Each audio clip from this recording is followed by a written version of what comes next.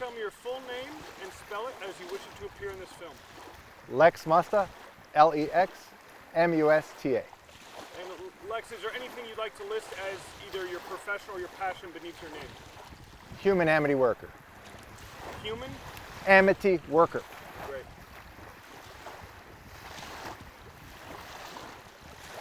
Lex, tell me, we're going to go through a little bit of a timeline now. We're going to just speak kind of clearly, slowly about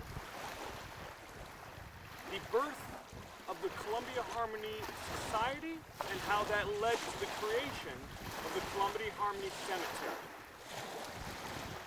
In the early 1800s, there were massive amounts of freedmen beginning to get manumitted, and they were congregating in Georgetown amongst other locations.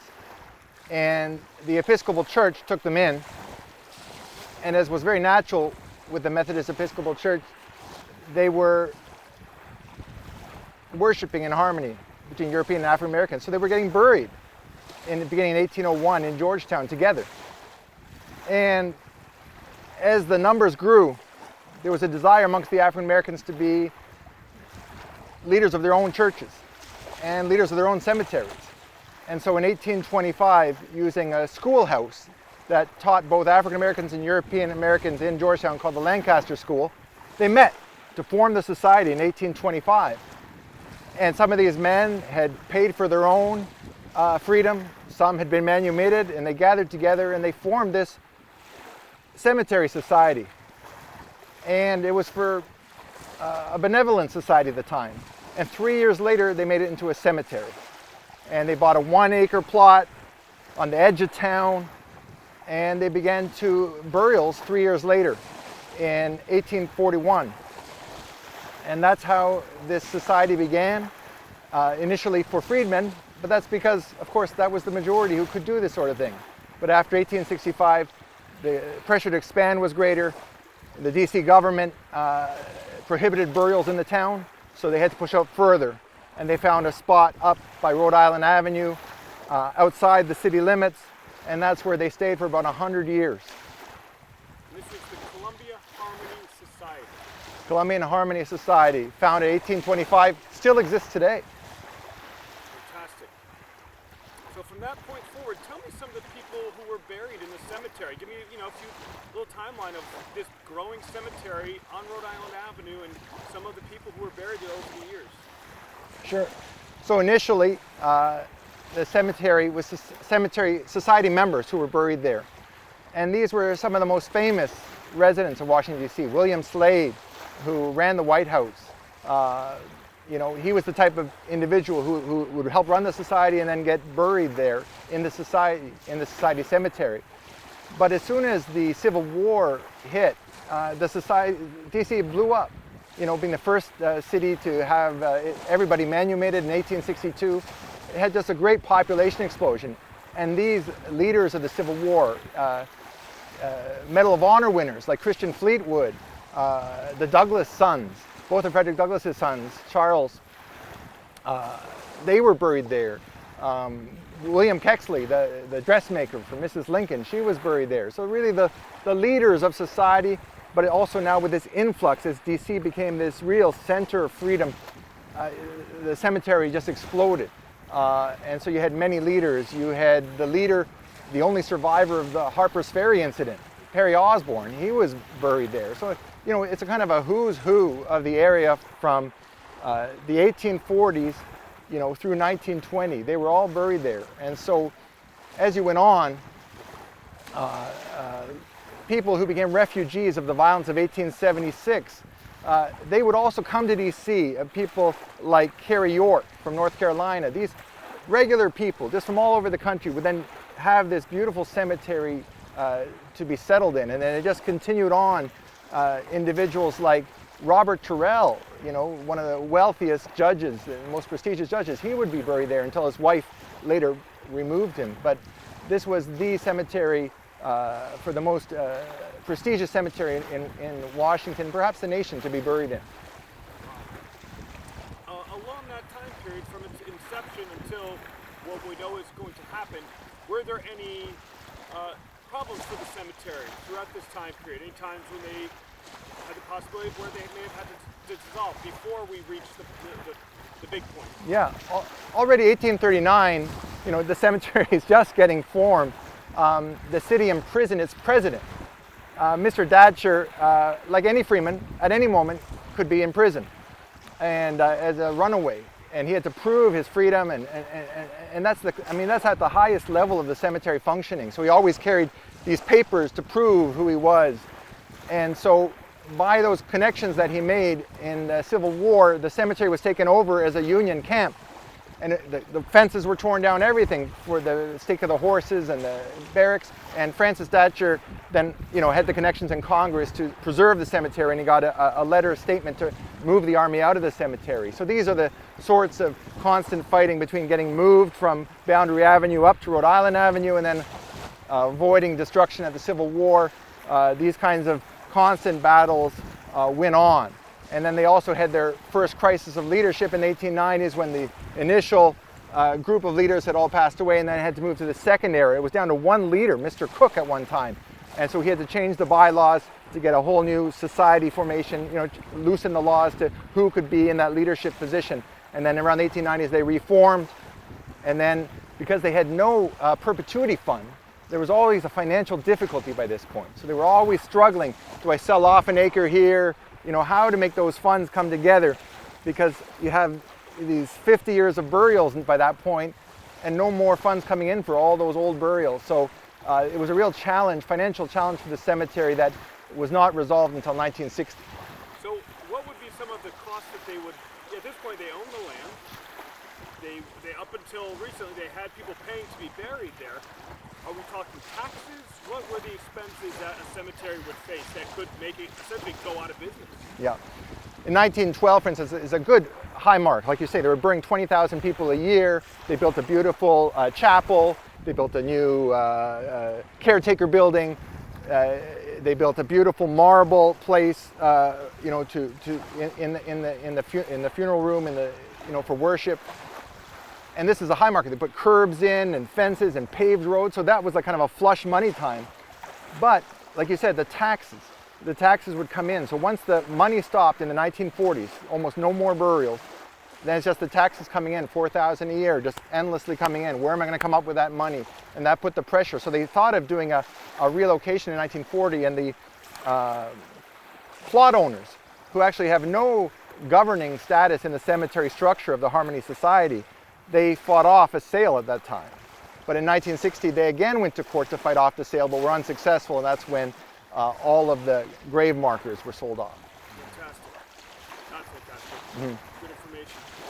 Okay, let's take a pause here. Now tell me, who is Louis Bell historically? Who is he, and what was his business? What was his business model? Louis Bell came in to find various cemeteries in Washington, D.C. that were in dire financial straits. And he offered them untold of money they'd never seen before, hundreds of thousands of dollars, and he offered to relocate all the bodies. And in exchange, what his business model was he was seeking huge funds from these very, very worthwhile, very prime real estate on which these cemeteries are located, which are now surrounded by European American neighborhoods. Like Harmony Cemetery, the entire neighborhood had become redlined. It means they were no longer even selling to African Americans. They were trying to move them out, and then there was this one cemetery there. So the landowners around the cemetery, they wanted Mr. Bell to succeed. They were putting pressure there. So unheard of laws were rewritten. Never before. Each disinterment was required a judge's application. So for the first time in DC history, it was just a blanket statement: disinter all 37,000 bodies. And so Mr. Bell would do this at the Rosewood Cemetery. He would do this at the Payne Cemetery. He would do this at the Woodlawn Cemetery. So he was just going successively through these cemeteries, paying them a pittance, getting a huge payoff from the developers and from whoever might want to purchase that expensive prime real estate. And in return, he had this 175-acre farm at that time in the middle of nowhere, where he would then rebury these bodies and help the cemetery out of their problem, which was they couldn't make their taxes. So they got their $400,000 payoff, the bodies are all interred. And what he would not emphasize was the fact that all the monuments and mausoleums would be destroyed. But he told a federal judge under oath that this new cemetery would be a national monument for African Americans. And that's how he attempted to, you could imagine, making the sale to all these cemeteries. I'm going to make it the most beautiful cemetery in the land. So don't worry that you're going to lose all those headstones, because here's your money, you're on good financial footing. And some of the cemeteries even offered joint ownership. The Harmony Cemetery offered them a minority stake in the new cemetery. Got it. So Mr. Bell took this business model and approached the Harmony Society. What do we know historically of what happened, Mr. Bell? If you can kind of walk us through that, and why at that point was Harmony in a position where they may have believed this was their best option? So when you read a member who was there at that moment, he wrote a history of the 150th anniversary of the society in 1975 that records this. At that moment, he had already been trying to sell the cemetery since 1940, so he'd already had 20 years of near bankruptcy. Lead into this again, but tell me that individual's name, just so we have because yeah. People are going to get lost. Stanton Wormley. I think it's good. But just, yeah, I think it sounds good. So yeah, 1960, the head of the society is Stanton Wormley. Stanton Wormley. So wait, so take us, yeah. because none of us know this. So. Yeah. So Stanton Wormley Sr., his son would later take over in 1962, but Stanton Wormley Sr. was on the board. There were 6 other members who made this decision with him. The Harmony Cemetery Society was working with Mr. Bell to make this purchase happen, because the plot owners were resisting this, were trying to fight this. And what the society would tell them is, let's wait on that here. Airplane.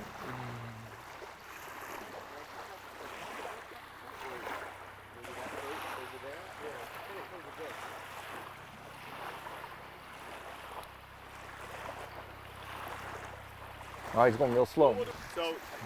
So the year is now 1960, and the leader of the cemetery, Stanton Wormley Sr., they're in dire straits. For 20 years, they've been trying to get a bailout. They're trying to get somebody to help them. They're trying to get sales. They're trying to buy new places.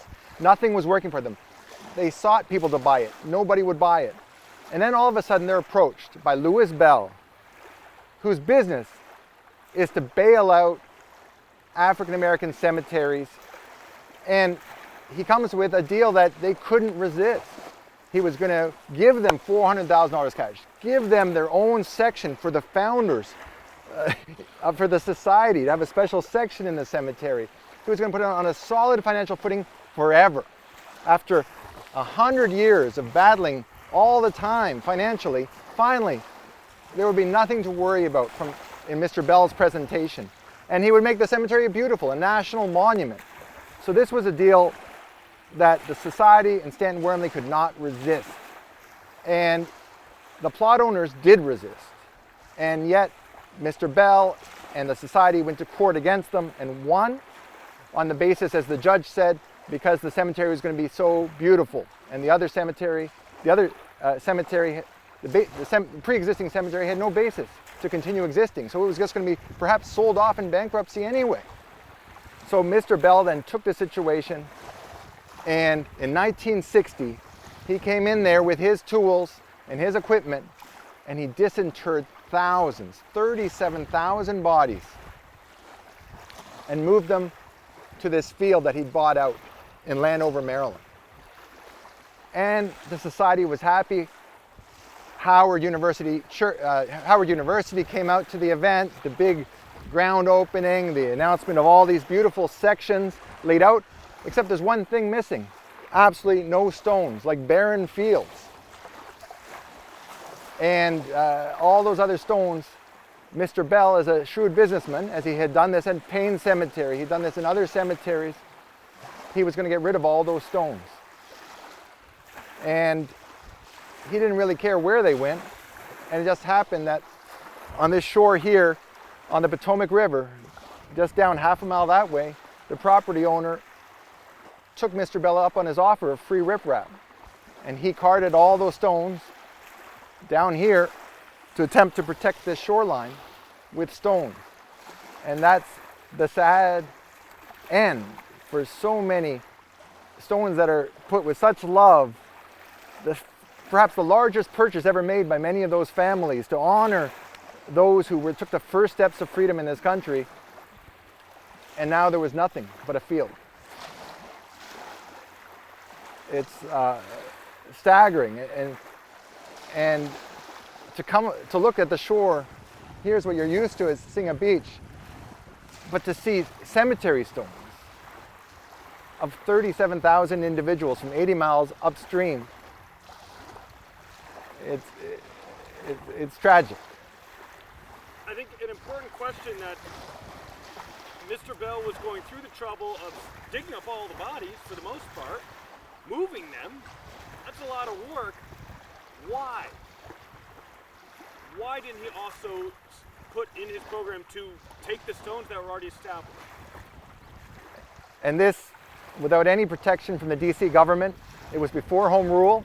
It was ruled by 3 men, a Navy man, these 3 men of European descent, who each of them have beautiful headstones on their graves now. They didn't care. And this is the sad racism involved. Nobody was in a position of power at that moment was standing up to stop Mr. Bell from making a few extra dollars by not moving the headstones. And it couldn't happen today, but in 1960, Washington, D.C., it happened. And Home Rule came 5 years too late. Mr. Bell attacked Woodlawn. He was stopped. In 1965, a lawsuit came against him. Even though he owned the cemetery, he had approval to disinter, he was stopped because nobody in this country would allow that to happen to their loved ones if they had any way to stop it. And similarly, Mount Zion Cemetery in Georgetown, same thing. After 1965, they were stopped from another disinterment there. So by 5 years, Harmony was destroyed. 5 years later, the country would not have accepted this. So if you could reiterate that point, Mr. Bell did not move the stones because it would have costed extra money that he was able to keep to himself. I think that's a big question. It's like, they moved the bodies, the stones were there, they're nice stones. He's told everyone's going to be a great cemetery. Why not just move these stones? Mr. Bell did not move the stones because it would cost him a few dollars. He had the money. The place is worth a fortune. He wanted to make more money, and this was a model he wanted to repeat. The next up after Harmony was Payne Cemetery with another 40,000 bodies and headstones. So he knew he wanted to set up a business model that's going to work for him. Not break even, but a big profit. And so he's not moving those stones. In fact, one of the plot owners who fought him to move, fought him in 1969 to allow beautiful headstones to be put up in the cemetery.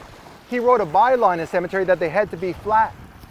So again, they went to court and he won to keep the cemetery, so he could almost say, it's not allowed. I'm not allowed to move them because it's demanded, as you see today, the cemetery stones all have to be flat, inlaid in the ground.